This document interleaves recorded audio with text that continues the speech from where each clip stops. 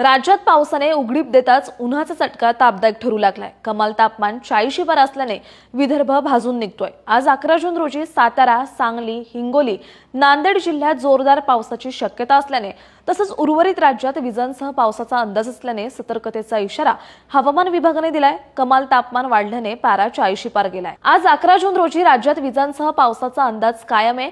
सातारा, सांगली, हिंगोली, नांदेड जिल्ह्यात जोरदार पावसाची शक्यता असल्याने तसंच कोकणातील रायगड, रत्नागिरी, मध्य महाराष्ट्रातील नाशिक, अहिल्यानगर, पुणे, सोलापूर, कोल्हापूर, मराठवाड्यातील छत्रपती संभाजीनगर, जालना, बीड, परभणी, धाराशिव, लातूर, विदर्भातील अकोला, अमरावती, वर्धा, वाशिम, नागपूर, भंडारा, गोंदिया, यवतमाळ, चंद्रपूर आणि गडचिरोली जिल्ह्यात विजांसह वादळी पावसाचा अंदाज असल्याने सतर्कतेचा इशारा देण्यात आलाय। नैऋत्य मोसमी वाऱ्यांनी यंदा वेगाने प्रगती करत मे महिन्यात महाराष्ट्रात धडक दिली।